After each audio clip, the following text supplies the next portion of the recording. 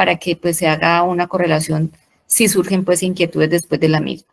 Entonces sean bienvenidos a la clase de hoy, que va a ser síndrome ovario androgénico, el enfoque del ovario poliquístico.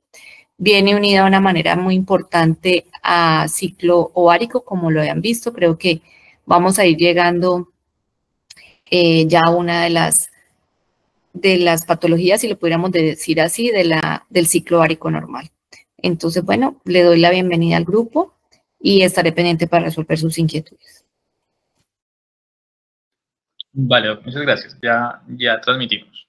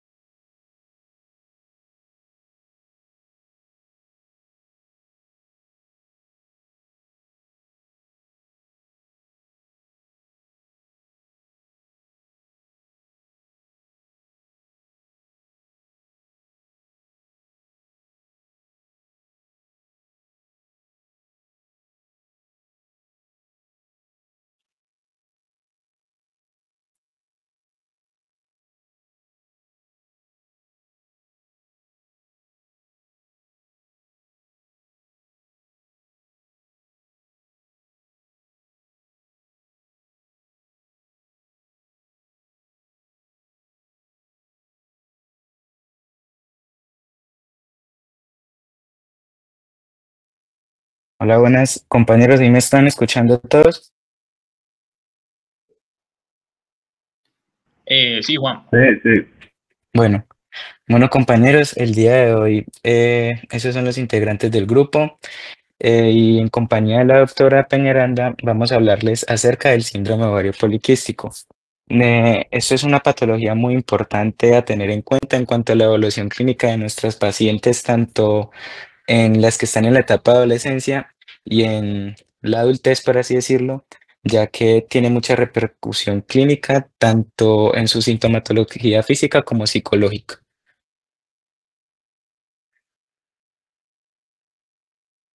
Es cambiar Este sería nuestra tabla de contenido.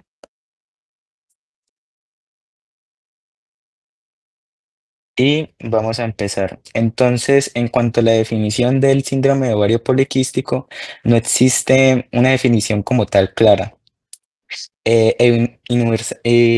Universalmente aceptada. Sin embargo, este síndrome ovario poliquístico se conoce como un trastorno endocrinológico que es común en la etapa reproductiva de la mujer.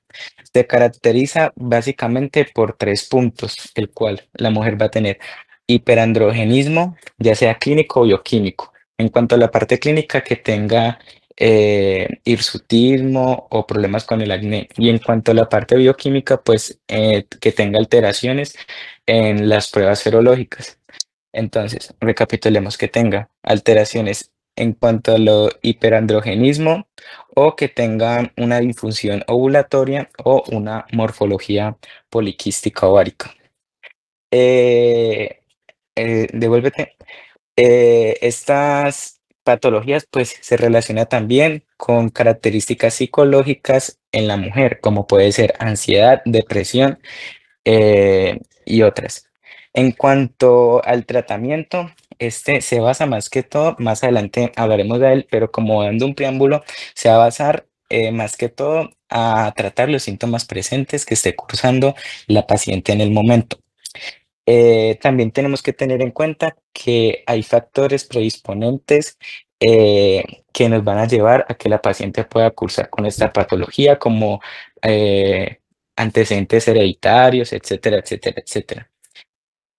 Algo importante a tener en cuenta cuando estamos definiendo el síndrome ovario poliquístico es que hoy en día se considera como un diagnóstico de exclusión, ya que existen algunas otras patologías que las vamos a nombrar más adelante, que pueden cursar o pueden producir alteraciones endocrinológicas en la mujer. Entonces, debemos primero como tal descartar estas mismas. ¿Puedes seguir, por favor? Entonces, en cuanto a los criterios diagnósticos del síndrome ovario poliquístico, esta es la tabla que nos los define. Así hablando a grosso modo, pues su diagnóstico ha evolucionado al pasar el tiempo. Hablando rápidamente en cuanto a su historia y los consensos que han estado claves en cuanto a su diagnóstico, tenemos que en el 1990 Nick estableció criterios basados en hiperandrogenismo y oligoovulación. Después, en el 2003, Rotterdam añadió a esos dos criterios la morfología poliquística. Y en el 2006 se reforzó la idea de que el hiperandrogenismo es el rasgo central del síndrome. Entonces, en el 2018 hubo un consenso, el cual nos dice de que se adherieron actualmente al diagnóstico del síndrome de ovario poliquístico por la clasificación de Rotterdam. En ella vamos a decirte que la paciente se diagnostica cumpliendo por lo menos dos criterios de los tres que evalúa esta clasificación. Actualmente, como dije anteriormente, los que utilizamos son los criterios de Rotterdam. En cuanto a los criterios diagnósticos de adolescentes, definir el síndrome en los adolescentes resulta aún más difícil que en las adultas, ya que en la mayoría de los síntomas que da en los adolescentes se puede, por así decirlo, enmascarar o confundir con los síntomas reproductivos que presenta la mujer en su etapa de la adolescencia. Ya que pueden tener manifestaciones clínicas de exceso de andrógenos, como puede presentar hirsutismo, perdón, o acné.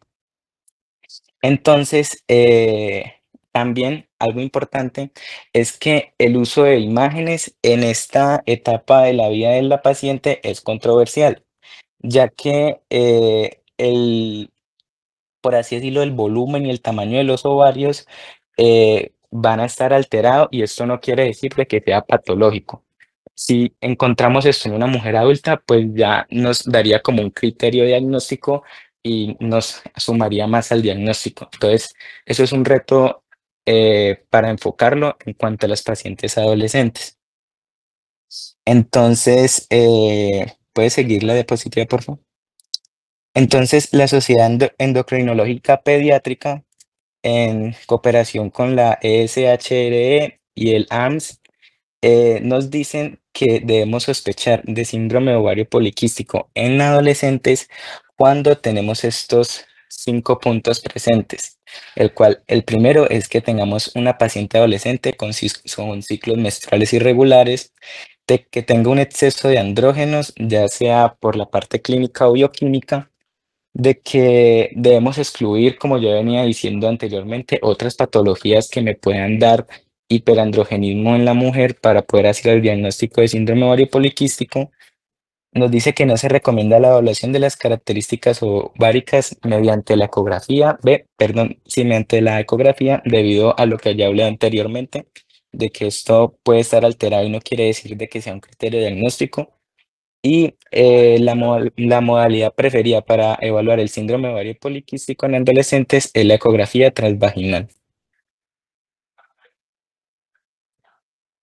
Cuando vamos a hablar acerca de la epidemiología, la Organización Mundial de la Salud nos dice que el síndrome ovario poliquístico... Juan José, discúlpame un segundito, no, vas muy bien. Quiero hasta ahí, a todo el grupo, para que no nos vayan, pensé que al final, pero creo que va a ser más difícil. Hasta aquí, en general, es claro para todos porque ellos están haciendo una diferenciación en un grupo de edad específico. Es claro el diagnóstico, el enfoque, han hecho la definición, han explicado los criterios y entraron un poco al grupo adolescente. ¿Alguien tiene alguna inquietud para que la aborde en este momento, por favor?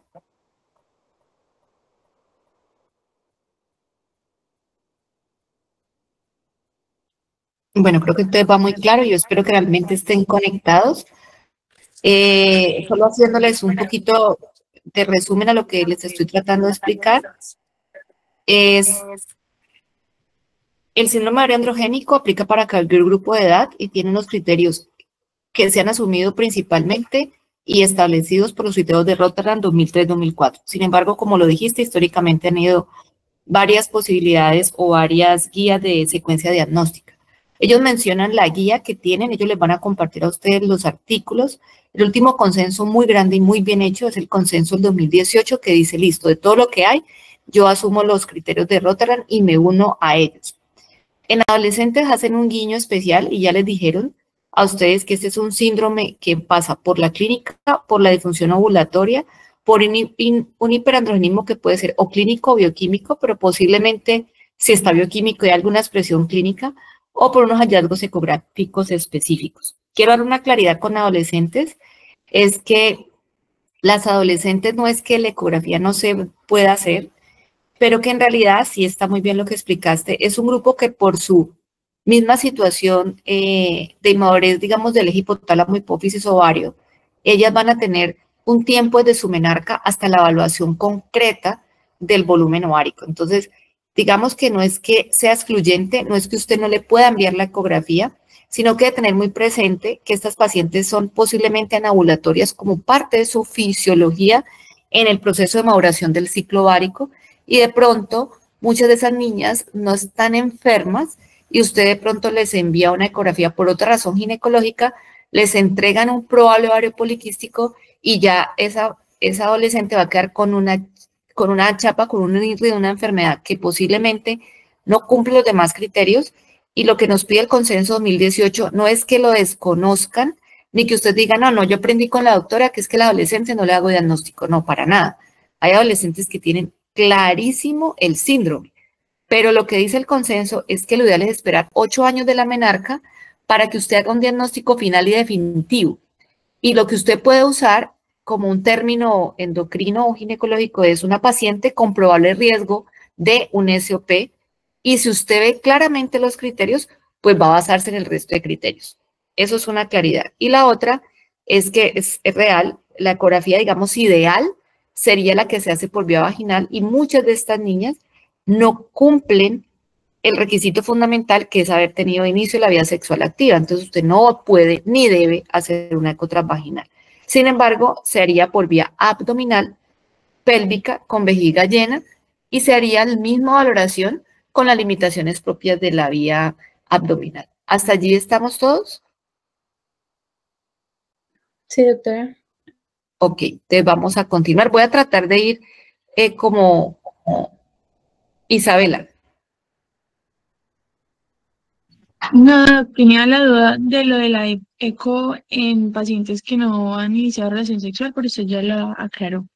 Exacto, ustedes no pueden salvaguardar bajo esta premisa, no pueden ordenar transvaginales, pero pueden ordenar pélvicas. Lo que más o menos dice el consenso en adolescentes es que deberíamos considerar un conteo más alto que en las adultas, o sea que más de 20 folículos debe ser un consenso más claro para el adolescente, o sea, que deberíamos ver aún más presencia de apariencia multifolicular en la eco que en la paciente en adolescente. Pero como les digo, no es que no lo tengamos presente, sino que las acompañemos, si hay que darles manejo, se los demos y les vamos a establecer un diagnóstico definitivo en el transcurso de la maduración del eje.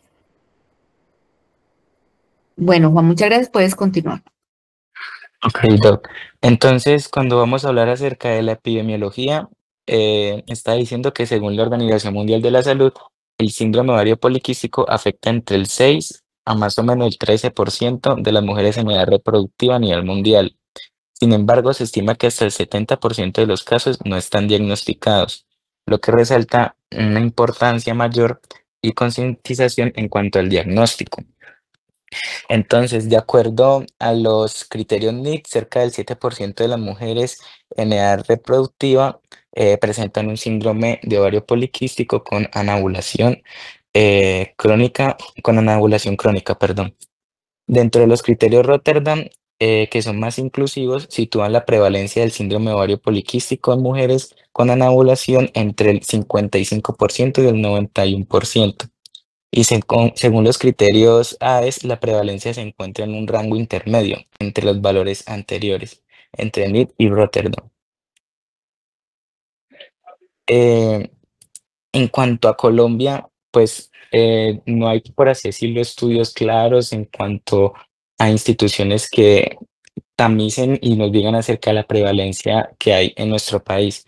Pero con base a estudios, por ejemplo, el estudio que se llevó a cabo en Bucaramanga en 2021 encontró que el 62% de las mujeres en la etapa adulta que presentan acné tienen un síndrome de ovario poliquístico, siendo la oligoovulación, el hiperandrogenismo y los ovarios poliquísticos los factores, por así decirlo, más prevalentes en ellas.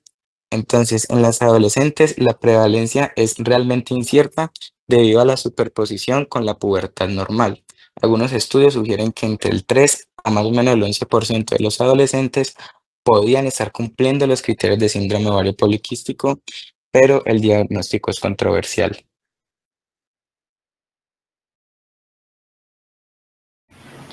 Bueno, en cuanto a las generalidades, vamos a definir lo que es la difusión ovulatoria y el hiperandrogenismo clínico o bioquímico. La difusión ovulatoria o la anovulación o oligoovulación se genera cuando hay oligomenorrea de ciclos mayores de 35 días. Es valorable a partir del tercer año después de la menarquia y hasta la perimenopausia. Menos de 8 ciclos menstruales al año, una menorrea mayor o igual a 90 días, habiendo pues descartado el embarazo. Una polimenorrea que pues son ciclos menstruales menores de 21 días y también puede presentarse en ciclos menstruales regulares de 26 a 35 días.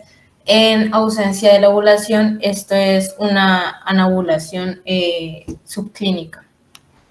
En cuanto a al hiperandrogenismo clínico, pues vamos a tener datos clínicos como en el examen físico que vamos a ver hirsutismo, alopecia, androgénica o acné. Y en los datos bioquímicos, elevación de la testosterona total y libre. Esto lo vamos a ahondar más adelante. Entonces, bueno, la fisiopatología. En cuanto a la fisiopatología, no sé si ya pasó la siguiente. Bueno, en cuanto a la fisiopatología, vamos a tener que este es un síndrome que se puede entender como el círculo vicioso entre las hormonas sexuales y la resistencia a la insulina. Esto pues generará pues los síntomas típicos del síndrome. La resistencia a la insulina lleva al exceso de insulina, entonces cuando hay hiperinsulinemia, entonces esto estimula la producción de andrógenos y reduce la SHBG. Y esto aumentará la testosterona libre. Más adelante les voy a explicar mejor con una gráfica. Se interrumpe la ovulación, o sea que vamos a tener anovulación y aparecen los síntomas clínicos clásicos del SOP. Entonces, para recapitular, resistencia a la insulina, insulina alta o hiperinsulinemia, hay más andrógenos, menos SHBG y más testosterona libre. Esto produce un exceso de andrógenos, los síntomas típicos se manifiestan, la anovulación produce varios ovarios con muchos folículos pequeños y tejido graso también produce más andrógenos. Entonces,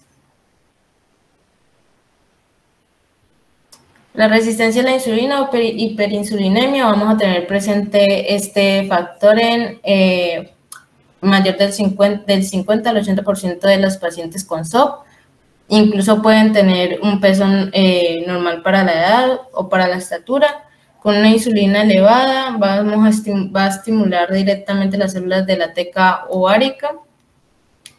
Esto va a generar más andrógenos, lo cual reduce la producción hepática de SHBG, que esta es la hiperinsulinemia que pues reduce la síntesis de la globulina transportadora de hormonas sexuales. Entonces, este a su vez va a tener repercusión en lo que es la difusión metabólica generalizada, como la obesidad central, la dislipidemia, la intolerancia a la glucosa.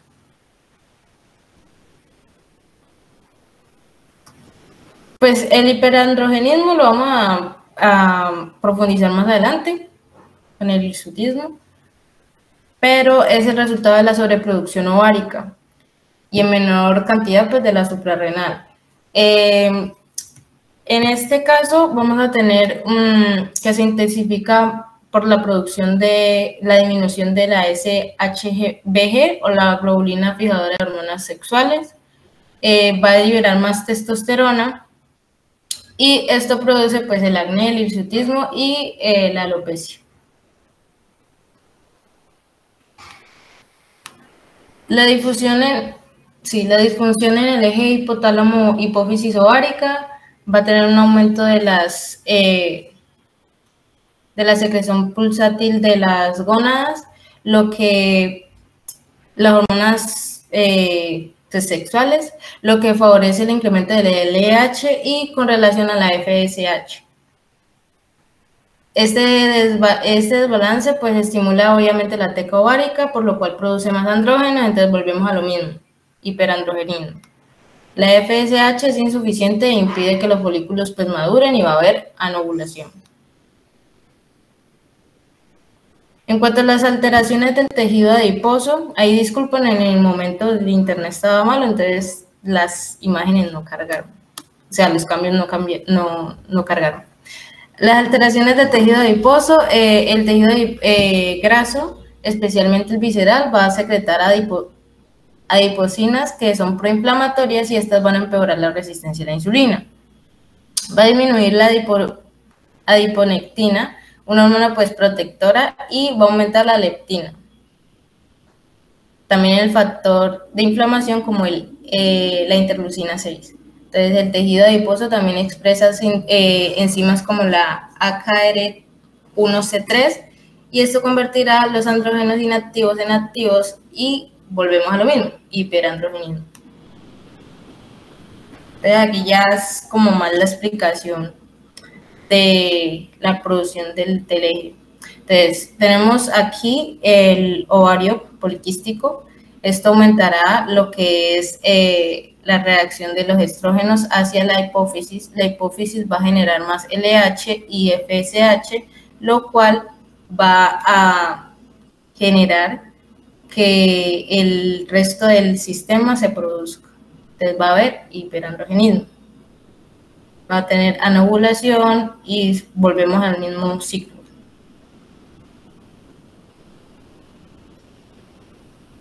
Muchos de los mecanismos pues obviamente van a llevar a una manifestación clínica.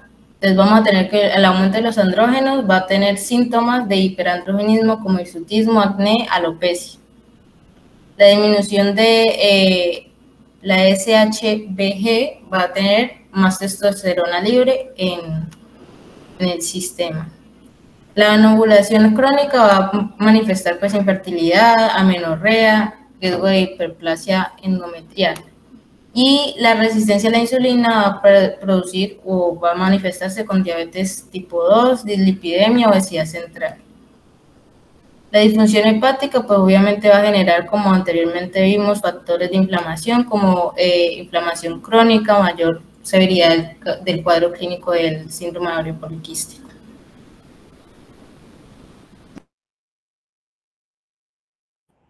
Buenas noches, compañeros, ¿me escuchan? Sí, profe. La profe va a hablar. Es como para ir sacando por partecitas en el mismo orden que ustedes lo están planteando. ¿Alguna pregunta del auditorio con relación a la fisiopatología?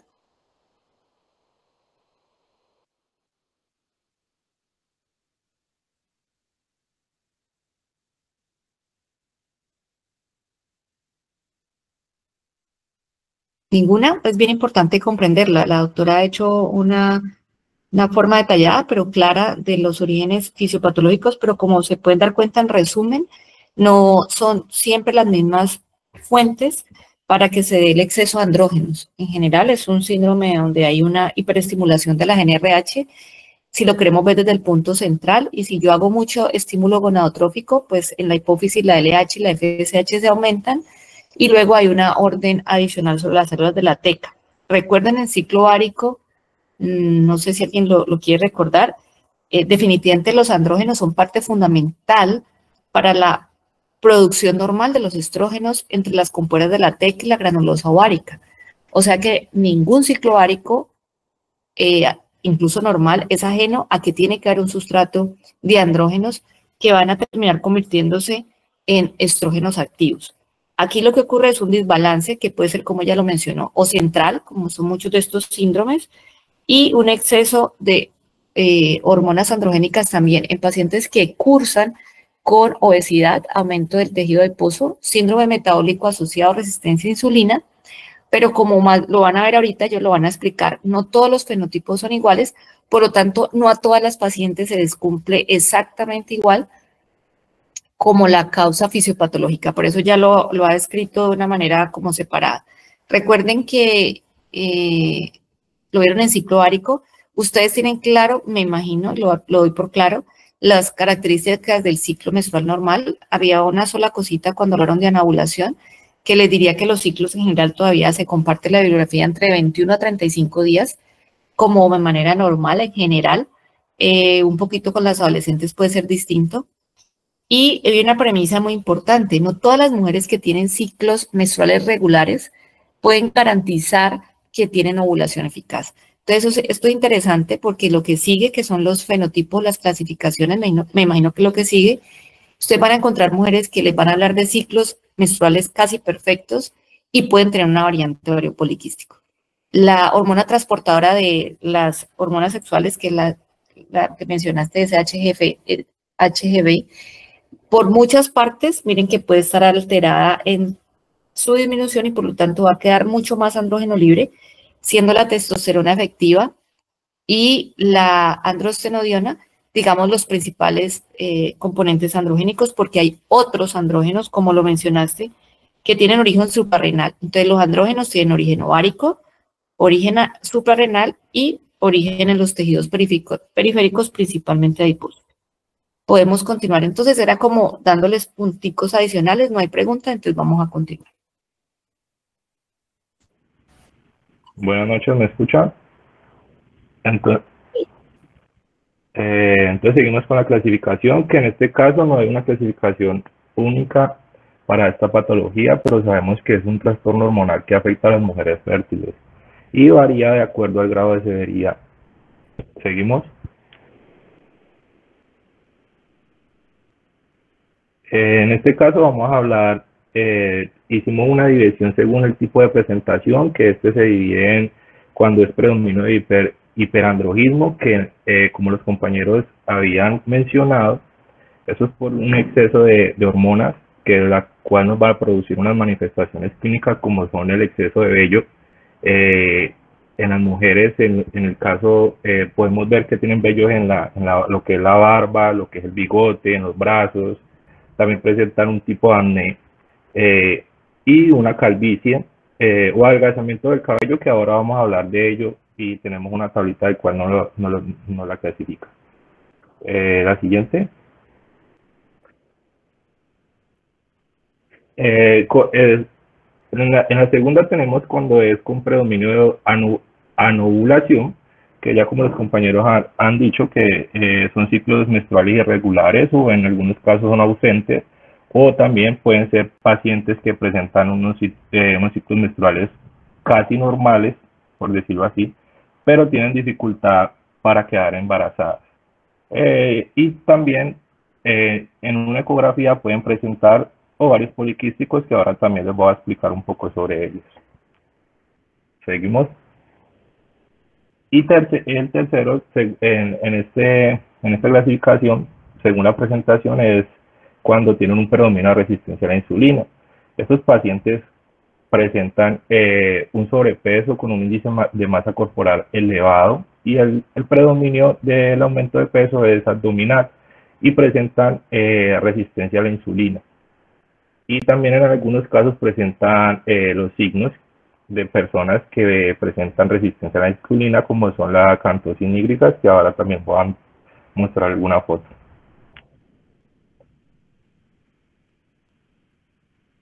Otra clasificación es según la causa subyacente, que en estos casos podemos clasificarla si fuera genética, relacionada con la obesidad o relacionada con la difusión metabólica. En la genética tenemos que tener en cuenta los antecedentes familiares, que es lo más importante. Lo que es relacionado con la obesidad, tenemos que saber que son pacientes con una grasa corporal extra y, como había dicho anteriormente, más que todo en el abdomen. Y esta grasa abdominal nos contribuye a que las personas presenten una resistencia a la insulina y un desequilibrio hormonal. Y lo relacionado con la disfunción metabólica va muy de la mano con la obesidad, porque producen una resistencia a la insulina y aumentan los niveles de colesterol y triglicéridos. Que esto también es uno de los parámetros para dar un diagnóstico. Más adelante también voy a hablar de eso. Ya como diagnóstico, ya como el compañero ahorita habló, lo más importante es tener en cuenta que la diagnosticamos con... los criterios que usamos son los de Reuter. Y esto se basa en una combinación de criterios clínicos, hormonales y imagenología. Pero también tenemos que tener en cuenta, ya como también la profesora lo dijo, que una ecografía no nos diagnostica este síndrome.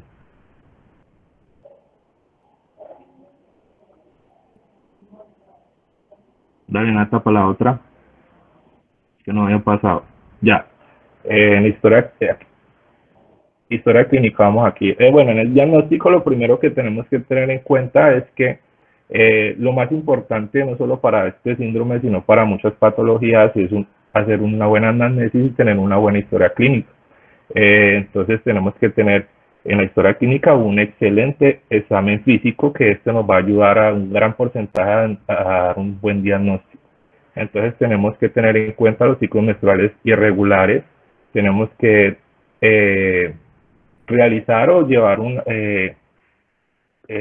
orden, preguntarle al paciente si ha sangrado normal, si ha tenido un ciclo menstrual irregular o regular, si ha podido quedar en embarazo o no. Y en este caso todo apuntar a una historia clínica ordenadamente. Dale, Nata.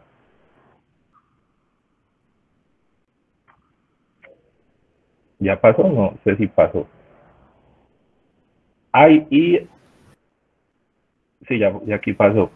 Y aquí vamos a hablar ya un poquito sobre los criterios de Rotterdam, que el primero y uno de los más importantes es la irregularidad menstrual o la anovulación, que son mujeres que presentan ausencia de ovulación o tienen unos ciclos menstruales, como hemos dicho, largos, irregulares, o pasan más de 35 días, presentan amenorrea, oligomenorrea.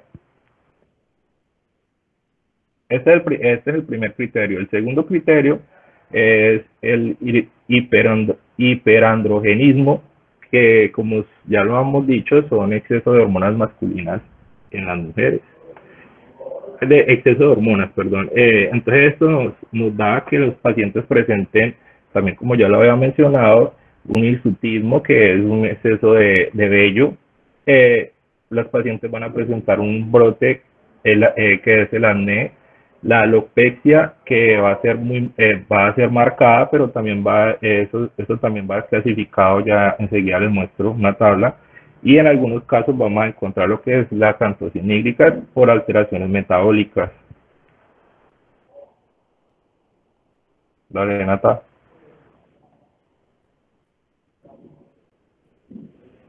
Entonces aquí tenemos algunos ejemplos de lo que hablé anteriormente. Entonces tenemos paciente con alopecia. Aquí puede ser, bueno, ahorita también lo vamos a clasificar, lo que es el acné, la acantosis nígrica. Dale, Nata. Y entramos a lo que es la clasificación de la alopecia, que vamos a usar la escala de Ludwig, que esta nos va a definir, nos va a ayudar a caracterizar el grado de alopecia del paciente. Este se divide en 3: grado 1, grado 2 y grado 3. El grado 1 es el más leve, va leve, intermedio o medio, y el más avanzado.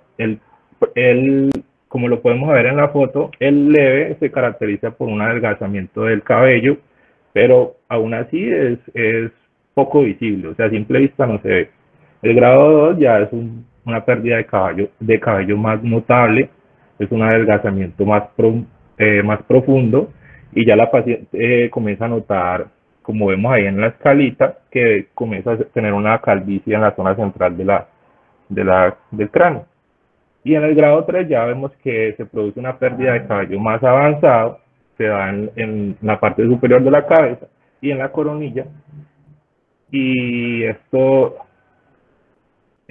no sé si alcanzan a ver la foto, ahí está el grado, en la de abajo está el grado 3, que puede ser frontal, intermedio, o el alopéxico, que es como una mortadela ya. Seguimos. Y vamos también a clasificar, a dar una puntuación al hirsutismo. Esto se da por una escala Nata, ¿puedes seguir, por favor? Mientras yo hablo, la van viendo. Listo, aquí tenemos que la podemos clasificar dependiendo de la ubicación donde tengamos la vellosidad. Esta tabla nos clasifica, nos da una puntuación para el hirsutismo, que es el exceso de vellosidad. Entonces podemos ver ahí que arribita, no sé si alcanzan a ver, vemos que el bigote, nos da una puntuación, que esta puntuación, sumando todas, o sea, como para hacerla rápido, vamos a sumar lo que es el bigote, lo que es la barbilla, lo que son los senos, lo que es el pecho, lo que es en la zona genital, la espalda, las piernas, y al lado derecho vemos que es una definición clara de ello, que esto nos da un grado. Este grado, dependiendo del exceso de vellosidad que presenta el paciente, lo vamos sumando, dando como resultado que el leve va de 8 a 12 puntos y el moderado a severo va más de 15 puntos para dar un hirsutismo clínico. Listo. Otros puntos que tenemos que tener en cuenta en el diagnóstico son lo que también los compañeros ahora hablaron, lo de las emociones, que en estos casos se ven muy pocos, pero hay que tenerlos en cuenta. La reducción del deseo sexual, la difusión en la lubricación, dificultades en la satisfacción y la salud reproductiva, que estamos en la metrorragia y el flujo excesivo fuera del ciclo menstrual. Dale, Nata.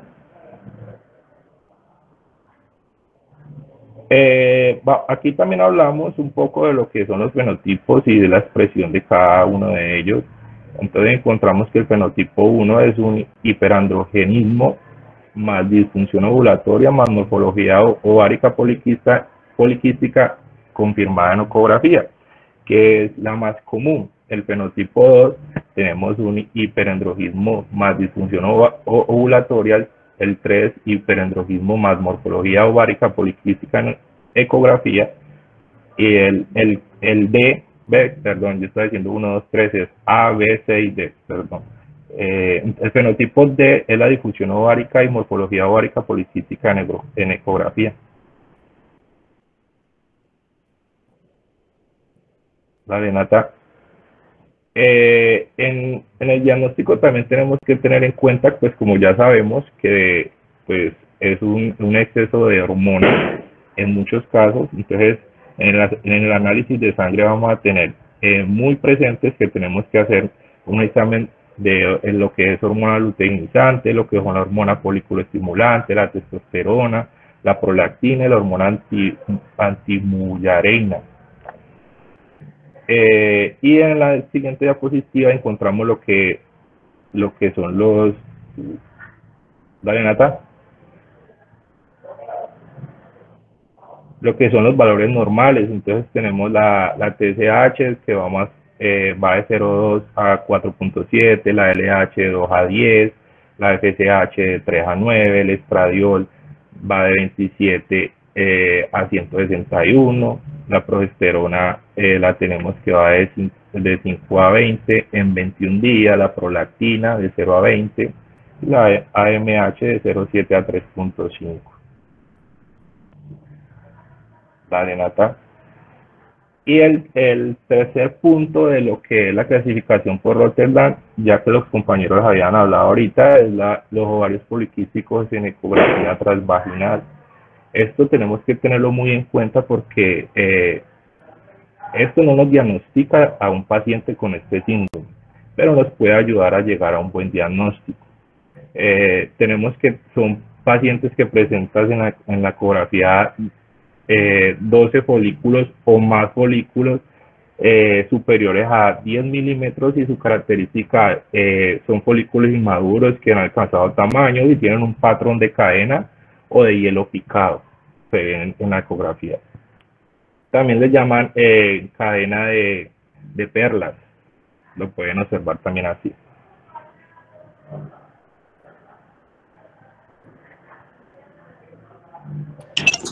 Ok, bueno, también es importante, pues como ya mis compañeros lo han dicho, pues reconocer que el síndrome ovario policístico va a ser un diagnóstico. Nicolás, dame un segundo, necesito que claro. regresen a los fenotipos, por favor, la diapositiva de los fenotipos. Allí. Ustedes mencionaron, y devuélvanse a los tipos, qué pena lo regreso tanto. Bueno, entonces ustedes pueden ver aquí, esta es una de las tantas clasificaciones que le quieren dar al síndrome ovario poliquístico, pero ustedes hablaron de unos tipos antes de esta. Tipo 1, predominio, sí, de predominio de hiperandrogenismo. Tipo 2, siguiente, predominio de anovulación. Tipo 3, con resistencia a insulina. Y tipo 4, tipo 3, esos son los tres. Ok, y ahora colócame los fenotipos. Bueno, antes, allí. ¿Por qué me quiero detener? Porque si ustedes pueden ver, ellos han hecho unas clasificaciones, están avaladas por la literatura, pero cuando algo se clasifica mucho, tiende a enredarse un poco. ¿Por qué? Porque lo dijeron muy bien en la fisiopatología, ¿no? Estas de esas patologías que a usted le dicen, es que esa paciente tiene síndrome metabólico, tiene obesidad, tiene resistencia a insulina, está demostrado el trastorno, pero además tiene componentes ginecológicos para pensar en ovario poliquístico. Entonces el paciente te dice, ¿dónde arrancó mi patología? En el ovario poliquístico y fue al síndrome metabólico. Digamos que eso es algo difícil de dilucidar dónde arrancó primero el trastorno, porque no todas van a tener obesidad ni todas van a tener resistencia a insulina. Me quería tener en esta porque el consenso 2018 avala, que es el que nos tiene sentaditos aquí hoy, avala esta clasificación. Estuvo muy chévere, pero para que no se vayan a confundir, ellos se los han traído para ser más explícitos. En muchas clasificaciones nos vamos a quedar con estos 4 fenotipos, siendo el A muy similar al tipo 1 que ellos acaban de presentar. Si ustedes regresaran allí, pero no lo vamos a hacer, es muy parecido a la, prácticamente la que tiene toda la expresión florida del trastorno, que usted la ve llegar a un consultorio y así no vaya por este tipo de patología y haya ido por cualquier otra causa, usted dice, tengo al frente una paciente con ovario androgénico. Esta es muy parecida a la tipo 1 y coge algo de la tipo 2. La B, que nos vamos a quedar solo en el cuadrito ahorita de los fenotipos, el fenotipo B va a ser características hiperandrogénicas, clínicas y bioquímicas y disfunción ovulatoria. Posiblemente esta paciente lleva una ecografía normal. O sea que aquí el criterio ecográfico, miren que no es tenido en cuenta porque la paciente incluso puede llegar a ustedes con volúmenes ováricos normales, pero tiene las expresiones y cumple para disfunción ovulatoria, que ya se los han explicado ampliamente qué es una disfunción ovulatoria clínica, o por características de hiperandrogenismo, que sería en frecuencia el que le sigue a la. O sea que en la misma forma como lo clasificó 2018, es casi lo que vemos en frecuencia o incidencia del síndrome.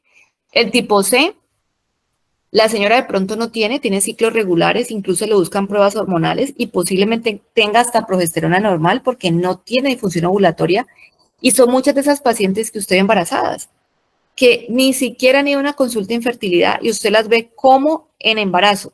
¿Cómo las imaginan? Diabéticas estacionales, hiperandrogénicas, con acné, o sea, vayan a su práctica obstétrica. Y posiblemente la señora no tiene ni idea que ella tiene un ovario poliquístico, lo que pasa es que no le ha generado disfunción ovulatoria ni infertilidad. Y el último fenotipo es la paciente que no es obesa, es la niña de cara bonita, es la mujer de piel normal, no tiene alopecia, no tiene hiperandrogenismo, no tiene acné severo, puede tener índice de masa corporal normal, pero no ovula bien y tiene una ecografía positiva en la consulta. Entonces ustedes pueden ver, la ecografía está en el A, está en el C y está en el D. Sin embargo, no es un criterio totalmente excluyente tener una ecografía normal porque hay un fenotipo que no la cumple. Tampoco es al revés. A veces supradiagnosticamos ecográficamente y las mujeres pueden estar bien, pero un mal concepto ecográfico las lleva a pensar o creer que tienen esta patología. En la siguiente, en cuanto a la solicitud de los exámenes que ustedes hacen allí, ellos les han presentado un cuadrito, vamos al cuadrito de exámenes. Yo les agregaría que el cuadrito de los resultados de los paraclínicos. Lo dijeron desde el principio y creo que vamos a ser claros en esto. Este es un síndrome que usted lo tiene muy visible, pero termina siendo un trastorno excluyente. Es decir, usted no le puede decir categóricamente a una mujer en la que hay hiperandrogenismo que es ovario poliquístico. Usted se ve obligado a descartar causas y allí otras causas de hiperandrogenismo que se las colocaron, creo que más adelante también se los van a explicar, pues sería la glándula suprarrenal, patologías de la glándula suprarrenal. Pero miren que entra la prolactina, porque esa paciente tiene anovulación y puede tener una anovulación por ovario poliquístico y porque tenga otra patología exclusiva de la hiperprolactinemia. Entonces la prolactina se pide en el enfoque inicial, la FSH-LH, que nos dijeron al principio en la fisiopatología, que hay un aumento de la señal de la GnRH y que la LH duplica la función de la folícula estimulante, no permitiendo la ovulación, pero derivando más cantidad de hormonas androgénicas en la teca. Entonces esperaríamos una LH aumentada. Estos son los valores normales. Entonces generalmente usted, si la mujer tiene medio unas menstruaciones regulares, puede pedirle que se haga estas pruebas en la primera semana del ciclo menstrual. Pero si ni siquiera puede porque anda de oligomenorreas en amenorreas, usted la tendrá que hacer en cualquier momento. No puede esperar a que se cumpla la regularidad del ciclo. Algunas de las pruebas les llaman la atención. La prolactina, les voy a dar un dato.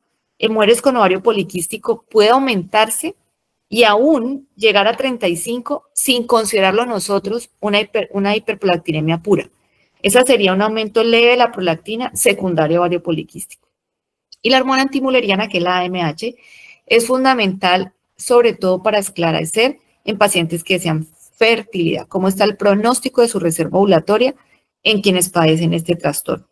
Aquí faltarían la solicitud para diagnósticos diferenciales de, si es una mujer muy hiperandrogénica, con mucho sutismo, mucho acné, mucha alopecia, descarten patologías y están otras hormonas como la androstenediona y la sulfato de hidroepiandrosterona, esta última muy exclusiva de la glándula suprarrenal, que serían las dos que yo les diría que debemos tener presentes, porque allí están muchas hormonas, pero no hay ninguna de androgenismo. O sea, aparte de estas, hay que buscar el hiperandrogenismo bioquímico. ¿Hasta allí estamos claros, doctores? O sea, sé que es martes, yo también estoy haciendo un esfuercito, pero ese es un tema muy bonito porque ustedes van a tener muchas mujeres en diferentes etapas de su edad reproductiva que les van a consultar o porque el dermatólogo se las envía o porque el endocrino se las envía, porque per se ya les van a consultar por trastornos de fertilidad. Seguimos entonces con Nicolás, muchas gracias. Listo.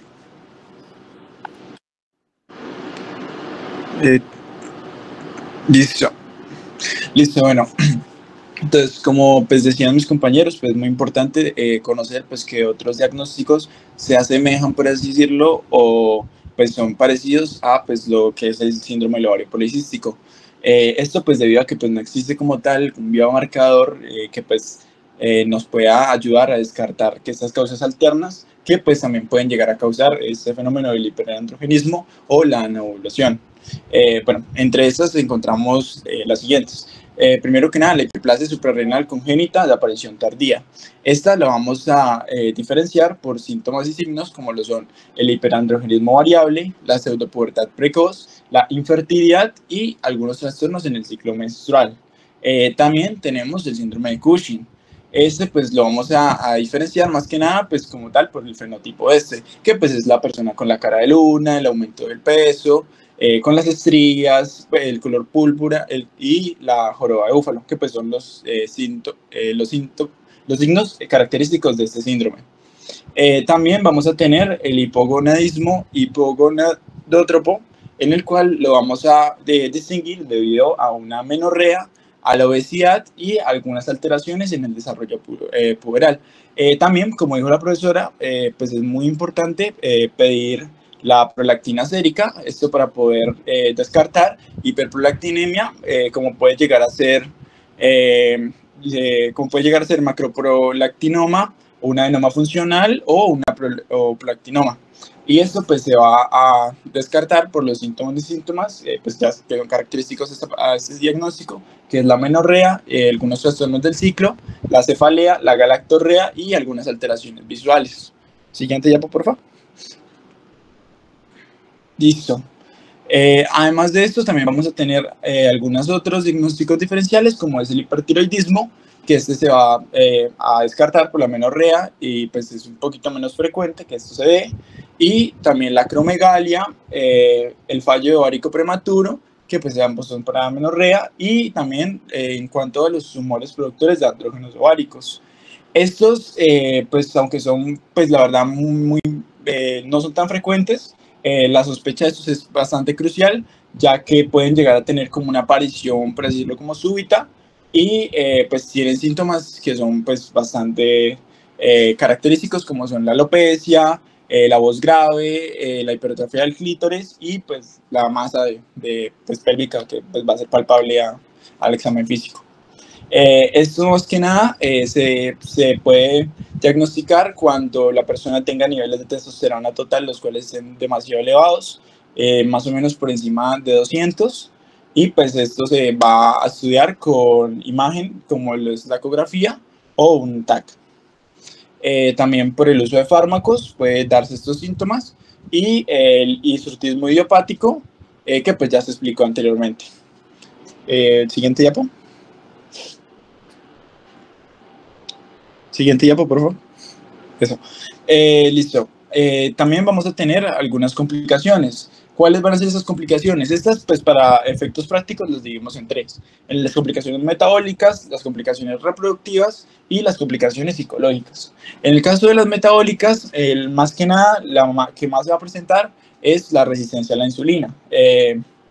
Y pues debido a esto también se va a asociar pues con un mayor riesgo de pues desarrollar una diabetes mellitus gestacional, una diabetes mellitus tipo 2, bueno, como tal todo lo que viene siendo la diabetes. Y pues esto pues también nos va a generar una obesidad central y también puede llegar a causar una enfermedad cardiovascular temprana, como es la hipertensión arterial o alguna dislipidemia, o un hígado graso, pues todo eso. También en cuanto a las reproductivas, vamos a tener que las complicaciones como más pues graves, por así decirlo, o que más van a tener un impacto, pueden llegar a ser, por ejemplo, la infertilidad por anovulación, el aborto espontáneo y el cáncer de endometrio. En cuanto a las psicológicas, pues esto obviamente va a tener una carga a nivel emocional pues bastante fuerte para la persona, y pues esto puede llegar a aumentar la prevalencia de síntomas como lo son la depresión, la ansiedad, algunos trastornos de la imagen corporal o trastornos de alimentación, la baja autoestima, y pues esto se ve más que nada a pues, la aparición de síntomas como el hirsutismo, el acné, la obesidad, la infertilidad y pues como tal el estigma social que pues se encuentra ante esta patología. Gracias. Bueno, posteriormente a esto vamos a hablar sobre los tratamientos. Yo te pregunto, qué pena, pregunto nuevamente abiertamente al auditorio, ¿alguna duda, alguna pregunta aquí? Yo tengo algo que decirles del hirsutismo idiopático. Ustedes van a ver también pacientes que tienen hirsutismo sin ninguna otra causa de base, o sea, ninguna de las patologías, ni las de descarte, ni el ovario androgénico, pero ustedes ven un componente como heredofamiliar. O sea, familias que tienen un aumento de la vellosidad y no están asociadas a ningún otro trastorno, y usted lo ve, pues, cuando le pregunta o si la paciente va acompañada, como para tener en cuenta los tumores virilizantes o productores de hormonas, que obviamente van a ser otra clínica, pero afortunadamente este es una patología que enfoca a través de ecografía, o sea que si hay otras causas vamos a poder tener imágenes ováricas adicionales. Les quiero hacer solo una salvedad al respecto. Van bien en las complicaciones, mencionaste algo importante y es, tengan en cuenta el riesgo tan alto que tienen estas pacientes en hiperplasia endometrial. En ciclo ovárico, como lo vieron ya, digamos que esto es una campana, para mí, yo siempre lo digo como una campana, y para que se dé un ciclo ovárico adecuado, tiene que haber una fase folicular adecuada para que sea recibida por una fase progestacional o secretora normal.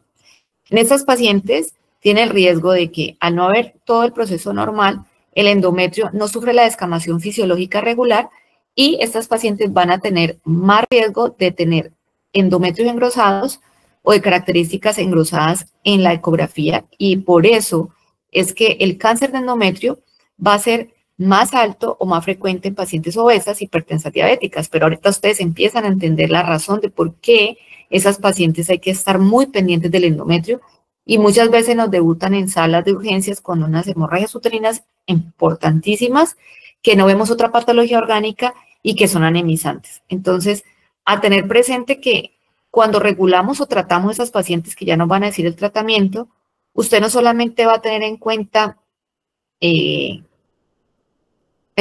como el deseo final de la paciente. Entonces ellos lo van a dividir en las que quieren tener bebés y las que no, pero también hay pacientes que a pesar de que no quieren fertilidad, a veces subestiman el riesgo de mantener ciclos regulados porque desconocen que pueden enfrentarse a un riesgo de hiperplasia endometrial. Entonces quería hacerles como un énfasis allí, no olvidar que el endometrio es un órgano activo y que si no sufre o que si no realiza, si no realiza una descamación fisiológicamente normal, también se puede ver abocado a un riesgo de hiperplasia hasta un carcinoma de endometrio. Listo. Entonces, vamos a hablar del tratamiento. Esto pues prácticamente implica mucho recomendar el estilo de vida de las mujeres que tienen esta patología. Entonces, lo que se debe de dar es pues entenderles que deben de tener pues hábitos de vida saludable, también en donde pues va a entrar en su alimentación que sea equilibrada y pues de igual manera que tengan hábitos de ejercicio regular. Dentro de los criterios que tenemos para el tratamiento, como la doctora nos explicaba hace un momento, entonces van a estar pacientes que tienen deseos pues de tener hijos y otras pacientes que pues por lo contrario pues no quieren como quedar en embarazo. Entonces dentro de las pacientes que no tienen deseos de quedar en embarazo, entonces a estas pacientes se les va a enfocar más el uso de anticonceptivos orales, mientras que a las pacientes que desean quedar en embarazo, aquí pues se les va a reducir mucho el progestágeno a cada ciclo para que pues las caídas de los ciclos menstruales pues sean como más prolongadas.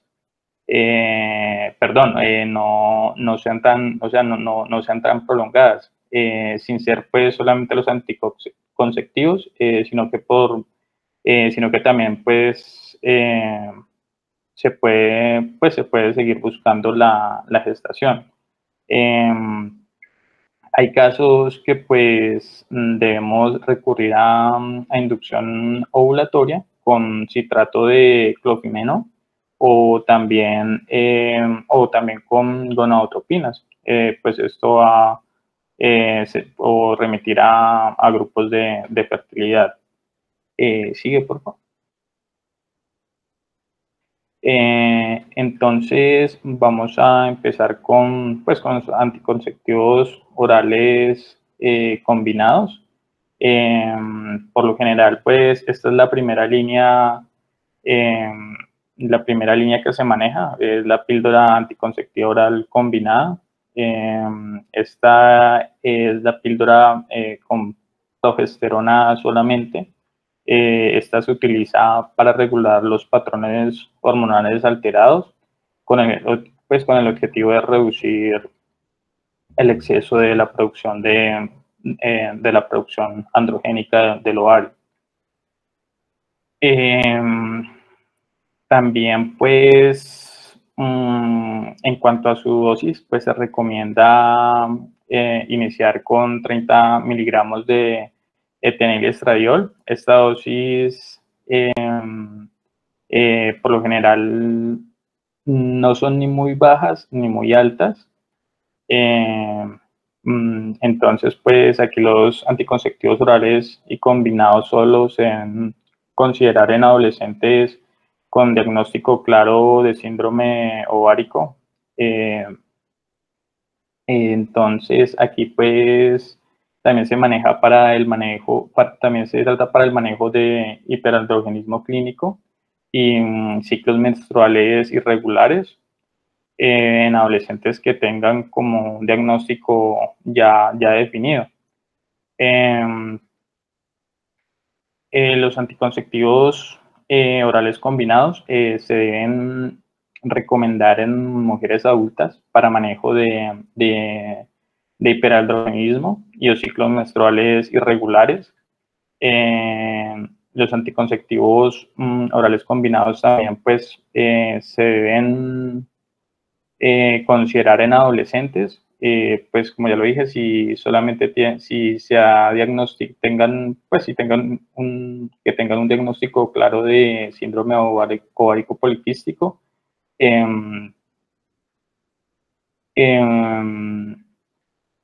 también pues se considera, también se considera en adolescentes con riesgo, pero que aún pues no hayan sido diagnosticadas con síndrome ovárico poliquístico, para el manejo de hiperandrogenismo clínico y pues para ciclos menstruales irregulares. Es importante que pues no se ha hecho como un diagnóstico, por lo que estamos siguiendo en los 8 años postmenstruales, pero pues sabemos que tiene como un alto riesgo de síndrome de ovario poliquístico. Pues también tenemos que pues los preparados de 35 microgramos de eteniliestradiol más el acetato de ciptoterona no deben ser considerados como primera línea en los anticonceptivos orales combinados, debido a que pues esto va a afectar va a tener efectos adversos que van a incluir pues riesgos tromboembólicos venosos. Las nuevas presentaciones de los combinados vienen en presentaciones de 20 o 30 miligramos. La recomendación es arrancar pues como mínimo con 30 microgramos. Sin embargo, hay pacientes que han tenido pues adecuadas respuestas al DIANE, que pues es el eteniliestradiol más acetato de ciptoterona. Espera un momentico, pues si la paciente está tomando el DIANE, además ha tenido pues como una adecuada respuesta al mismo, no va a tener como riesgo y no tiene riesgo cardiovascular, y además de esto pues no fuma, no toma, no es obesa, y realiza pues una actividad física adecuada, se puede considerar continuar con este anticonceptivo. Sigue, por favor. Eso es. Entonces,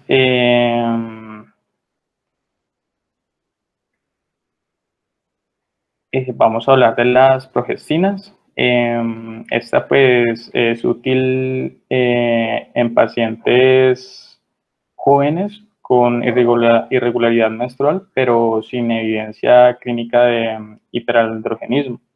Esta es útil cuando hay contraindicaciones para el uso de estrógenos, En cuanto a su presentación, vamos a encontrar que hay progesterona micronizada en dosis de 100 a 200 miligramos. Esta va a ser por vía oral a la hora de acostarse. El acetato de medroxiprogesterona está bien en dosis de 5 a 10 miligramos y se usa en dosis de 10 miligramos vía oral a la hora de acostarse durante 7 a 10 días. Esta pues se va a administrar de manera cíclica. Si la paciente pues quiere menstruar, si la paciente quiere menstruar. Por lo contrario, si la paciente se siente como cómoda y manifiesta que quiere tomarla sin parar, continua, porque no quiere pues que le llegue su sangrado y es sexualmente activa, en este caso se elegirá un anticonceptivo con progestinas. Entonces,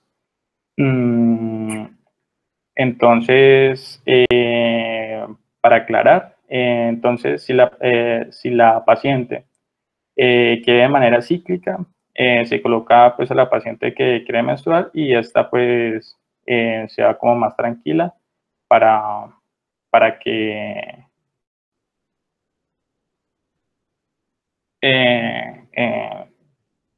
listo. Entonces, y si la quiere de manera continua, el adolescente con vida sexual activa o cualquier mujer con vida sexual activa y quiere manifestar que no quiere menstruar.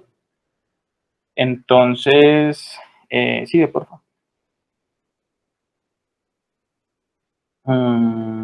Listo. Entonces, en paciente obesa, hipertensa, con alteraciones de glucemia, en ayunas, así tenga ovario poliquístico, va a tener contraindicaciones, va a tener contraindicados los anticonceptivos orales combinados y esto, en estos casos, serían útiles las progestinas.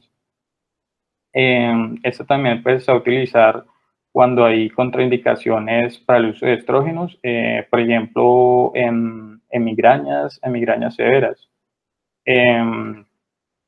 Aunque pues las progestinas no son tan, no son pues como tan antiandrogénicas, por lo menos pues le van a proteger el endometrio y pues va a evitar un embarazo.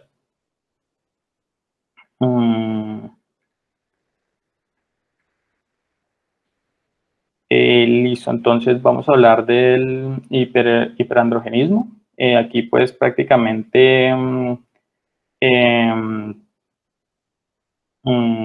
los anticonceptivos orales combinados de etilestradiol en dosis bajas son como el tratamiento como predilecto para el hirsutismo, tanto en adultos como en adolescentes, y pues ya que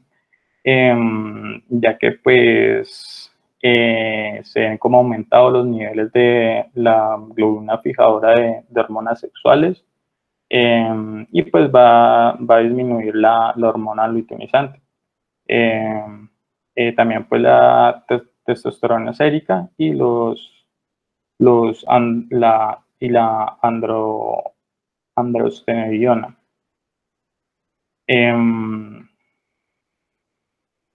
En cuanto a la protección endometrial, vamos a ver que pues, los regímenes que contienen la progestina ofrecen una protección endometrial. En el síndrome de ovario poliquístico, los anticonceptivos orales combinados pues, se utilizan habitualmente porque se considera un tratamiento de primera línea para prácticamente regular los ciclos que son regulares.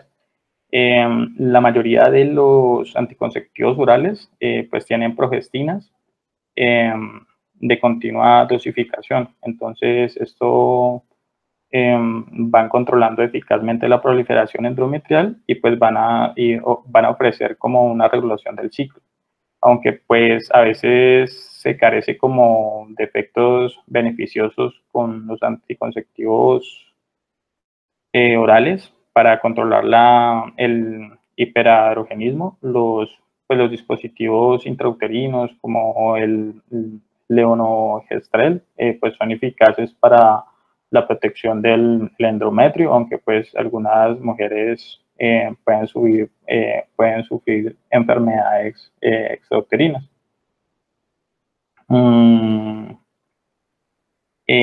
Aquí pues es importante también destacar que pues la pérdida de peso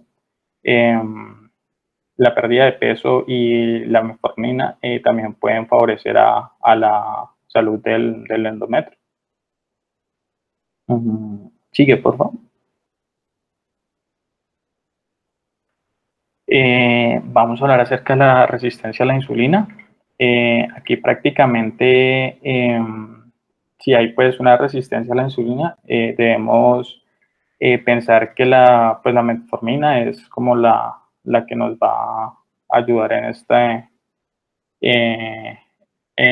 estos momentos. Entonces, la dosis usada para las mujeres con síndrome ovario poliquístico va entre 1500 y 200 y 2000 miligramos día. Todo esto en dosis divididas. Entonces, esta pues es como la monoterapia de primera línea en combinación con los anticonceptivos orales y medicamentos antiandrógenos y medicamentos antiandrógenos. Si la paciente pues está buscando como quedar en embarazo, la metformina pues también se utiliza como monoterapia. Si la paciente por lo contrario no está buscando un embarazo, pues la metformina debe como ir en combinación con anticonceptivos orales.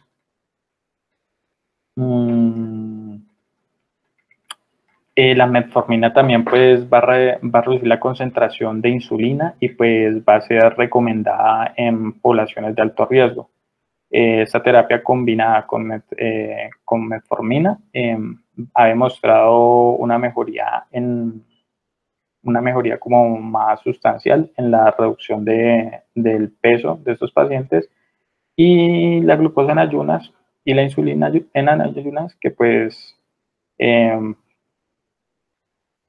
que cualquiera de los tratamientos por sí solos. Sigue, por favor. Listo. Entonces, la terapia combinada con metformina ha demostrado que pues ha mejorado más sustancialmente la reducción de peso, como ya les dije, y pues la metformina, además de un estilo de vida, debe considerarse en mujeres adultas con síndrome ovario poliquístico o con índices de masa corporal mayor o igual a 25 kilogramos sobre metro cuadrado. Esta pues también va a disminuir los niveles de andrógenos moderadamente. Las dosis de 500 miligramos día se puede iniciar en adolescentes con sobrepeso y obesidad. También pues dependiendo de la respuesta se puede ir aumentando su dosis gradualmente de 1.5 gramos a 2.5 gramos día.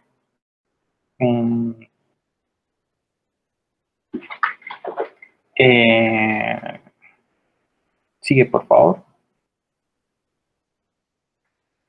Entonces vamos a tener combinaciones. Entonces, dentro de estas combinaciones vamos a ver que están los anticonceptivos orales más la metformina. Estos se usan solo cuando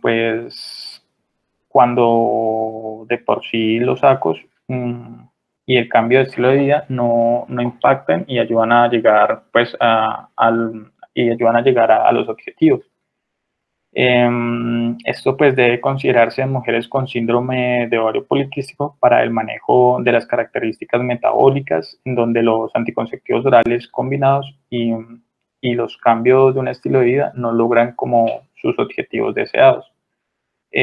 También pues podría considerarse en adolescentes con síndrome de ovario poliquístico, con un índice de masa corporal mayor a 25 kilogramos sobre metro cuadrado, donde pues los anticonceptivos orales y cambios de estilo de vida no han logrado como su objetivo deseado. Sigue, por favor.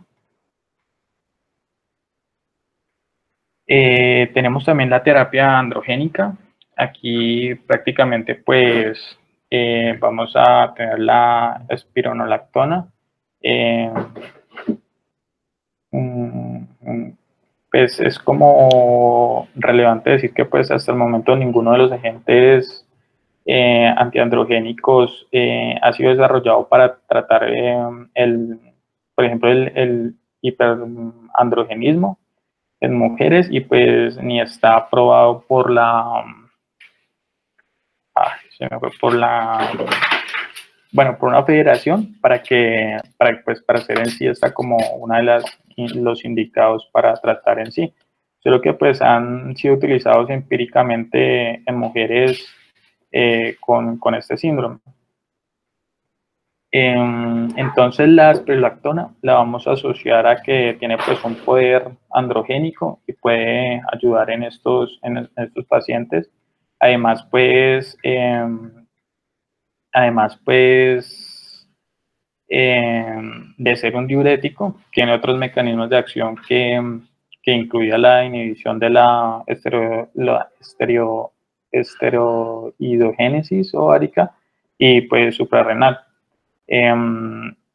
La competencia pues por los receptores de andrógeno en el folículo piloso y la inhibición directa de la 5A actividad reductasa, esto prácticamente en la dosis habitual es de 25 a 100 miligramos cada 12 horas, y la dosis pues se va a ajustar para equilibrar la eficacia y evitar efectos secundarios como hipotiroidismo, hipotiroidismo ortostático. Pues este efecto clínico más o menos puede durar alrededor de los 6 meses o más. Listo, entonces la espironolactona pues se da en dosis de 100 miligramos cada 12 horas, aproximadamente de 9 a 12 meses de tratamiento, y luego pues se va a reducir la dosis a 50 miligramos cada 12 horas como mantenimiento. Entonces es importante destacar pues que las dosis de 100 miligramos depende porque hay muchos pacientes que sienten el efecto hipotenso, entonces pues toca ir evaluando estas respuestas. Sigue, por favor. También tenemos la flutamida. Esta prácticamente pues es un agonista de los receptores de andrógenos. Este es otro antiandrógeno no esteroideo. Este ha demostrado ser eficaz contra el hirsutismo en ensayos pues más pequeños. En efecto, tiene como pues efectos secundarios más comunes la piel seca, pero su uso se ha asociado también a hepatitis en casos pues que son ya extremadamente raros. La dosis común es de 125 a 250 miligramos día.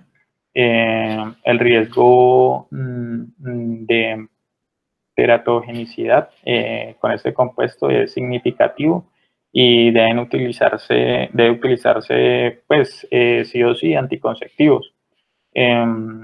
La flutamida también se ha combinado con estilos de vida y la terapia con metformina para el tratamiento de síndrome de ovario poliquístico, y pues puede tener efectos adictivos. Sigue, por favor.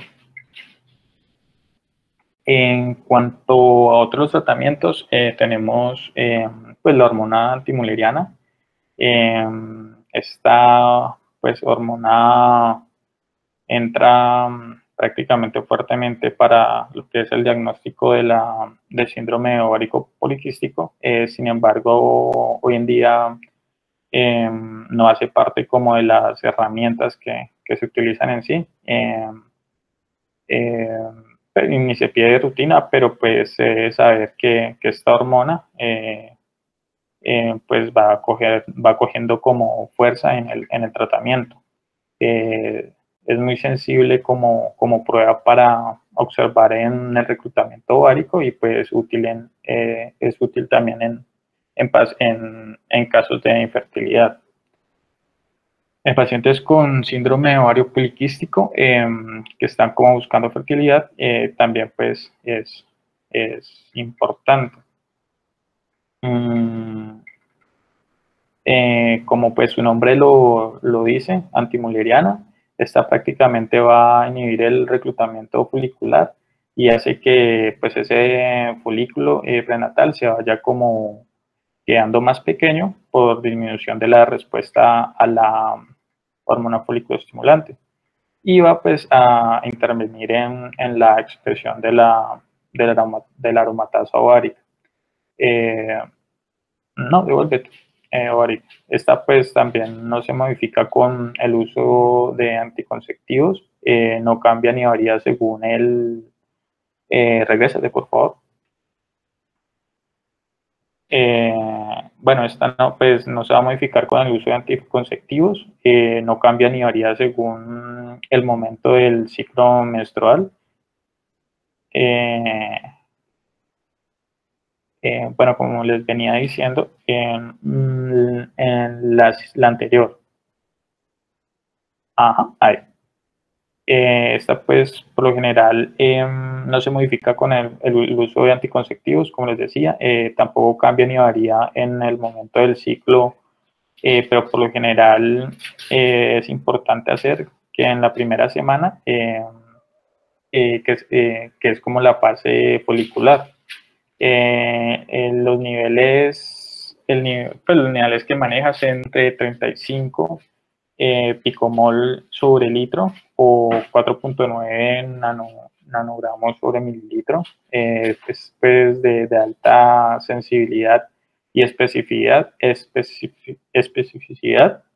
para distinguirla a las mujeres pues que tengan un síndrome de ovario poliquístico. Los niveles entre 4.9 nanogramos sobre milímetros en adelante es muy indicativo pues para que haya un ovario poliquístico, incluso cuando pues supera los 3.4 nanogramos sobre mililitro, se pueden pues referir a que va a ser como resistente a inductores de la ovulación, como en el citrato de clomifeno. Listo. ¿Sigue? En cuanto a las recomendaciones, pues es importante mencionarle a los pacientes que toca pues tener un control equilibrado de peso.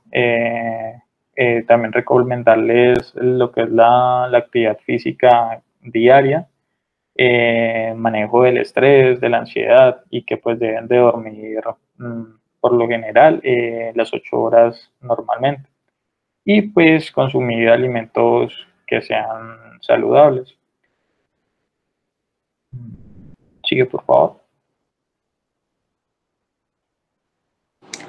Bueno, como unas pequeñas conclusiones pues, acerca de toda la exposición, porque pues es un tema bastante extenso, pero pues, o sea, como englobando todo. Primero que nada, pues tenemos que el síndrome de ovario policístico pues es una endocrinopatía bastante frecuente. Esta pues se da en mujeres de edad reproductiva, personas, mujeres ya embarazadas, pues no discrimina, ¿verdad? Esta pues tiene un espectro clínico que pues puede incluir alteraciones menstruales, infertilidad, hirsutismo y riesgo metabólico elevado y pues todo lo que ya vimos pues en la exposición. También es de aclarar que el diagnóstico es un diagnóstico clínico y va a ser un diagnóstico de exclusión. Esto pues basado en criterios como puede ser el hiperandrogenismo